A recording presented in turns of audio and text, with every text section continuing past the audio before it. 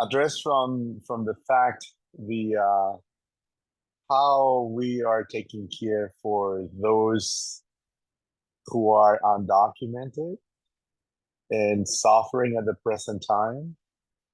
Uh, because in so many ways the doors are getting closed to them, or they're not having all the resources they needed.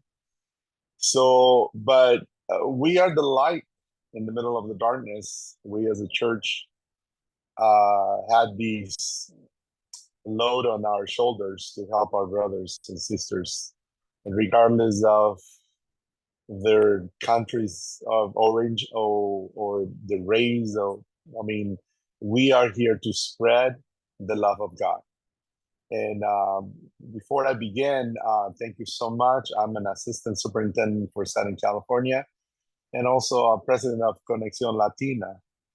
And as a Conexión Latina president, we would love to, extend those resources and how to care for those undocumented people, not only in California, but in USA.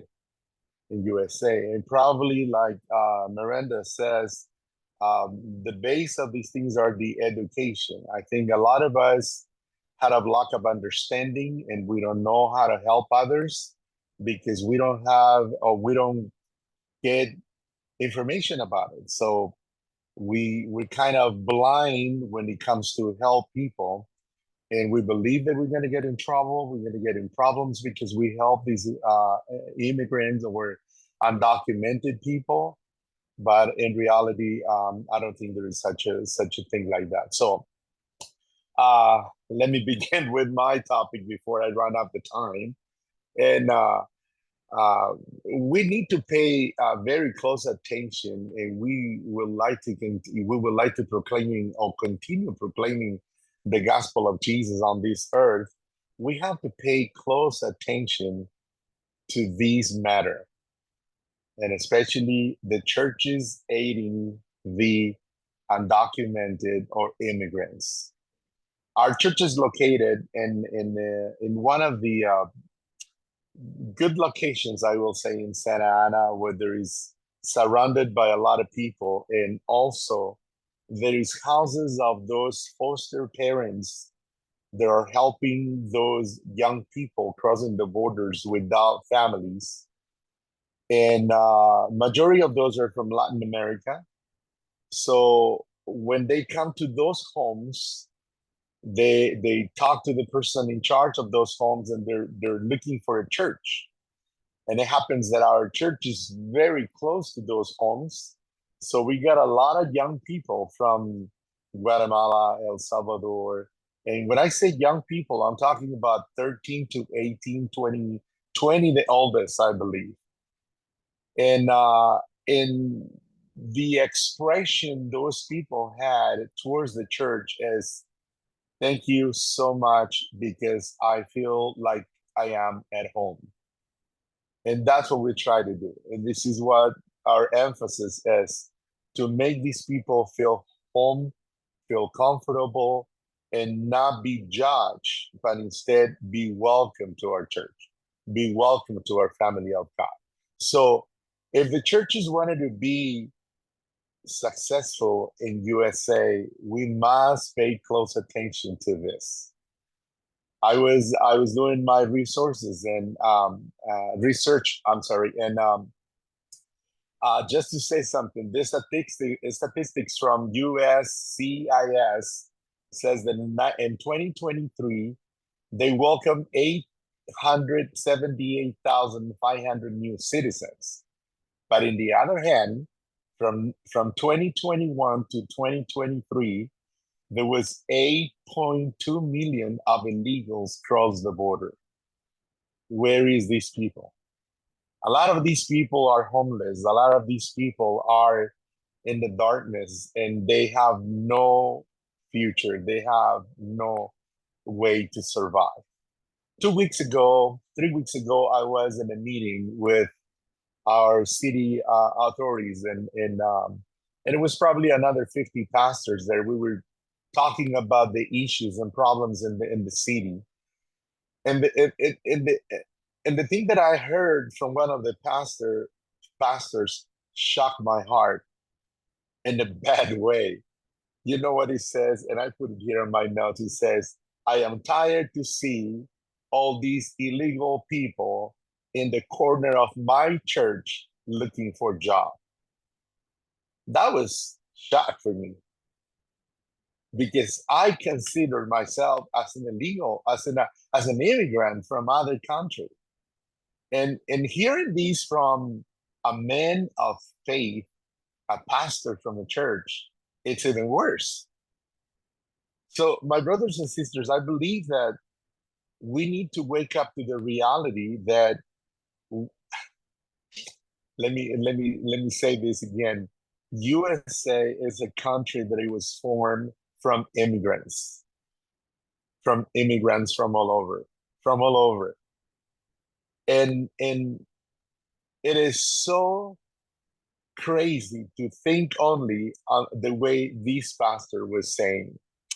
So here's the church, and let me read one of the verses that really impact my life when I was preparing this, and this in the book of Acts, chapter 10, verse 34 to 35, from the New Living Translation. Then Peter replied, I see very clearly that God shows no favoritism. In every nation, he accepts those who fear him and do what is right.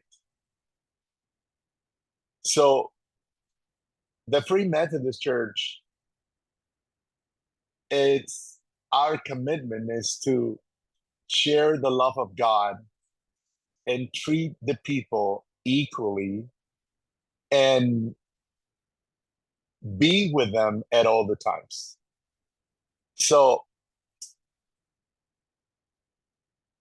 in the midst of these, we as a Free Methodists, we should commit to the dignity and the worth of all humans, regardless of their gender, race, color, of any other distinction.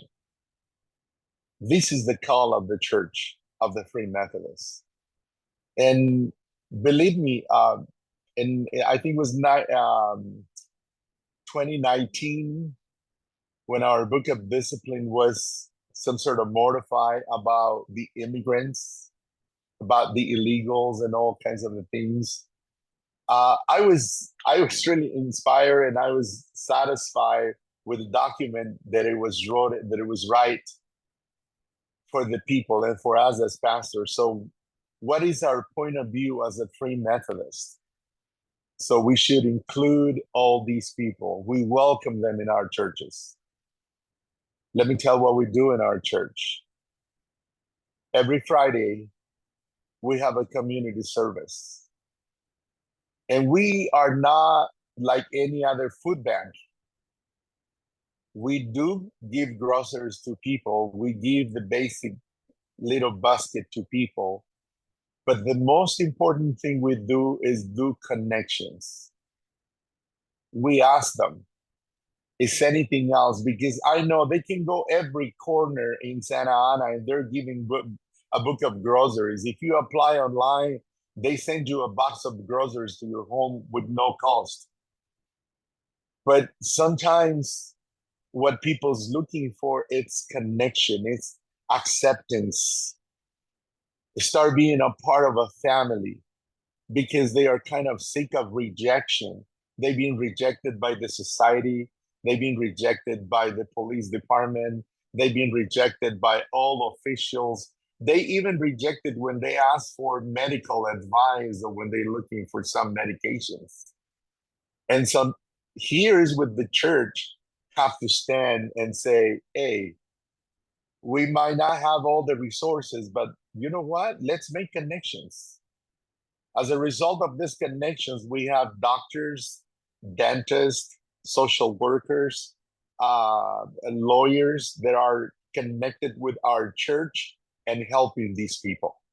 Because they're not only looking for food, a lot of these people work and they got their earnings and they got their money. They can go buy groceries, but a lot of times they don't know how to fill up an application. They don't know how to do their driver license in the DMV office. They don't know how to ask for a consultation. So here is where the church got to say, hey, here we are. We can help you with that.